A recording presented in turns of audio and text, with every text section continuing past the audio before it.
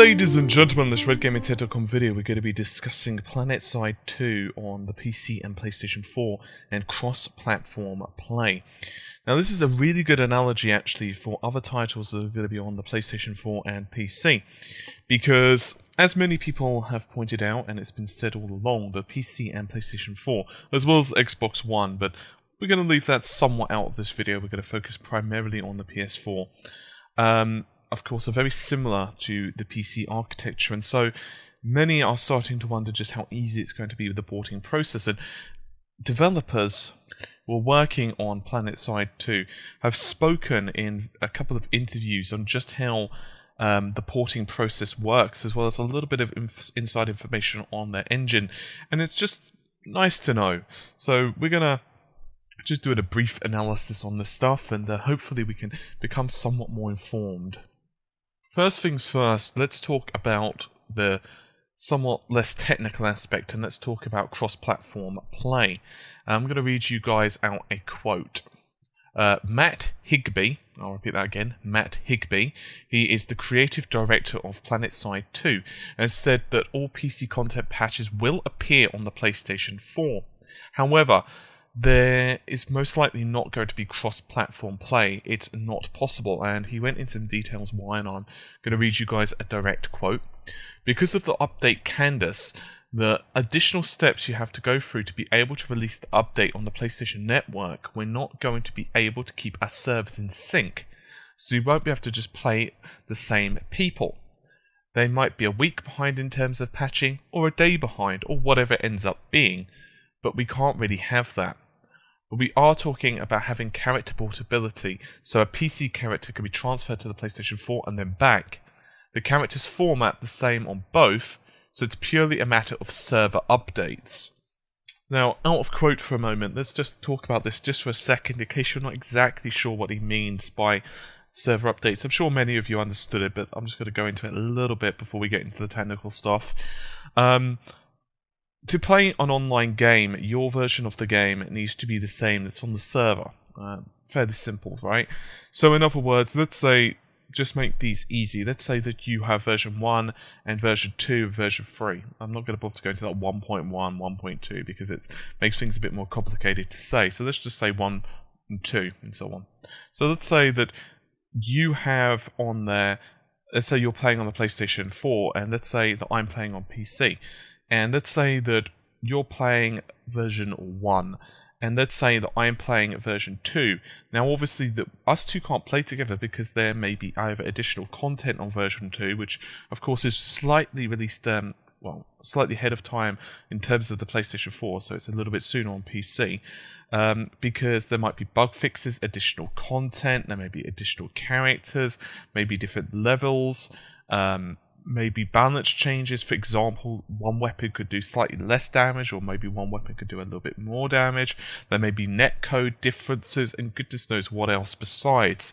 And all of these little things make huge differences on the game itself. And you might not think that, just one little version number can do it, but it really can. And so obviously that's why, for example, when you're logging on to a game, whatever it is, you have to make sure that you've got the latest version if you want to play on a server. And so basically, because of the quality control methods and the way that the PlayStation Network itself is run and updated in terms of its update cycle, there's obviously going to be a period of time, a time lapse between the two. For example, it could be that an update is released on one day, but then 2 days later it'll be available on the PlayStation Network, or it could be as much as a week difference, depending on when all the updates are scheduled. So obviously you can't really have that, because then it might be like 4 days, just for example, an arbitrary number, but still, there could be 4 days where the PlayStation owner is going to be out of sync with the PC, and that doesn't really work for either platform. And so it's better just to keep the separate platforms available to play. Another benefit, of course, however, that they have mentioned in that is that your character at least can be ported over, so his stats and your, ratios and whatever equipment or whatever, just for example, depending on the game, but let's just assume for a moment PlanetSide, then at least your character can be ported over, and that's pretty cool. So now let's talk about the more technical side of this, the more technical aspect, and talk about the engine. Now, it's not exactly super in-depth stuff compared to what we've covered recently on the channel, but it's still a nice little tidbit of information. And I'm going to read you guys out the quotes first, and then we'll get into a little bit of analysis, of course. To engineer the game for the PS4 is a lot easier because you have a consistent set of hardware that you're going to optimize against. It really is a challenge to optimize high-end PC games to be able to work on a pantheon of hardware that's available for players nowadays. It's just insane. The PS4 is a much more consistent, stable platform for us to be able to develop for. The big challenge on the PS4 is the AMD chip. It relies heavily on multi-threading. We have exact same Achilles heel for the PC too.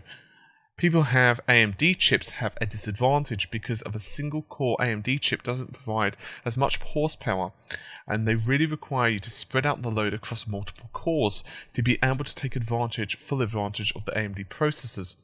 Our engine sucks right now at this. We are multi-threaded, but the main gameplay thread is very expensive. It's the biggest piece of engineering work that they are doing right now, and it's an enormous effort to go back through the engine and re-optimize it to be truly multi-threaded and break the gameplay thread up. It's a very, very challenging thing because we're doing a lot of stuff, tracking all the different players, all their movements, all the projectiles, all the physics they're doing, and a lot more besides. It's very, very challenging to split those closely connected pieces of functionality across in multiple threads. So it's a big engineering task for them to do that, but thankfully once they do it, AMD players who have been playing suboptimal performance on the PC will suddenly get a massive boost, just because being able to take the engine and re-implement it to a multi-thread environment. I'm very excited about that because I have a lot of friends, lots of people who are more budget minded going for AMD processors because 9 times out of 10 they're giving a lot more bang for the buck. Where it really breaks down is on games that are really big threaded. PlanetSide is probably a prime example of that.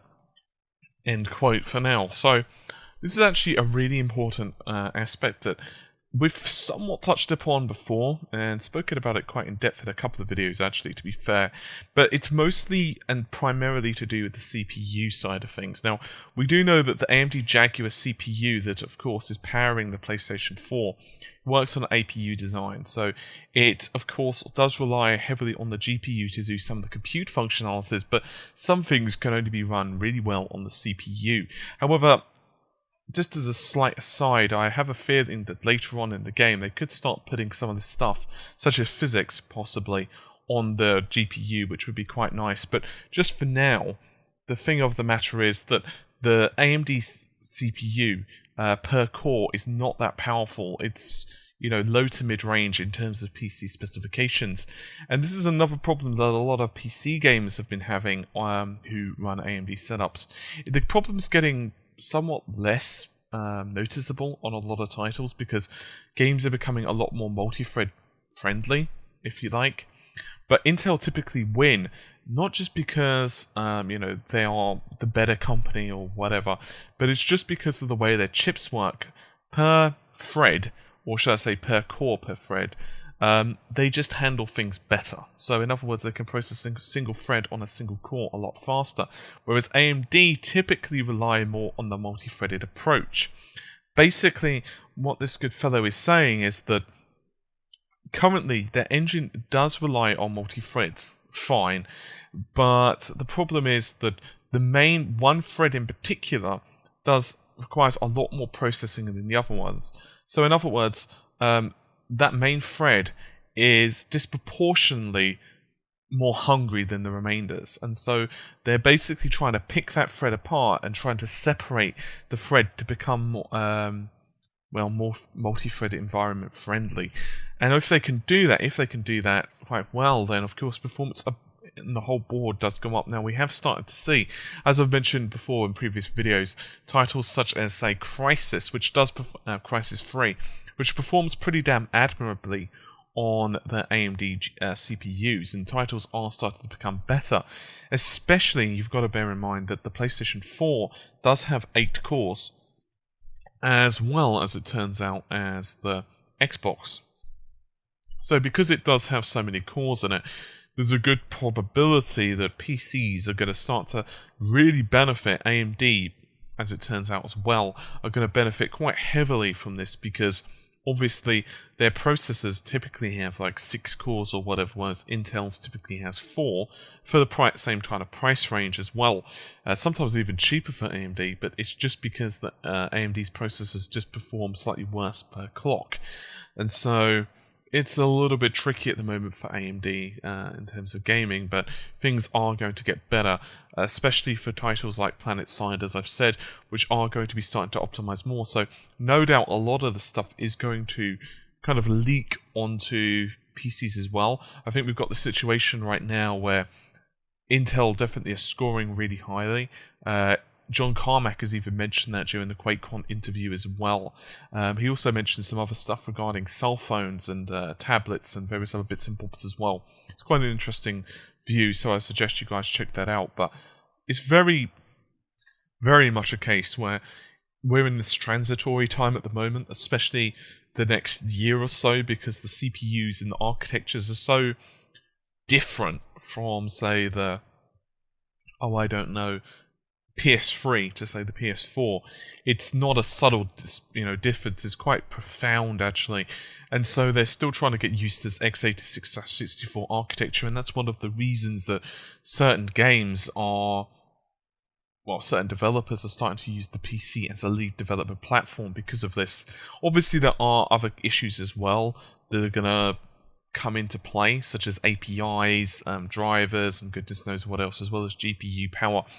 But for right now, I think they're just trying to figure out how to split the codes up. And I know I've used this a couple of times, but John Carmack himself has said that, these engines are so complicated now. It's not just a simple case of just pressing a couple of buttons and everything works and everything's great. It's not, you've got so much data, so many different hardware threads, and so many different functions and graphics functions and memory functions and goodness knows what else, and these teams are so big.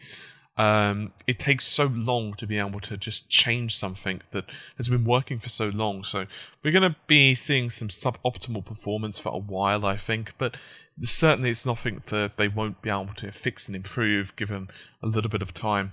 Anyway, hopefully you've enjoyed the somewhat brief video for me. I know that it's unusual for my videos to be anything less than about 20 to 30 minutes. Regardless, hopefully you've enjoyed it. I will see you soon. Take care. Bye for now.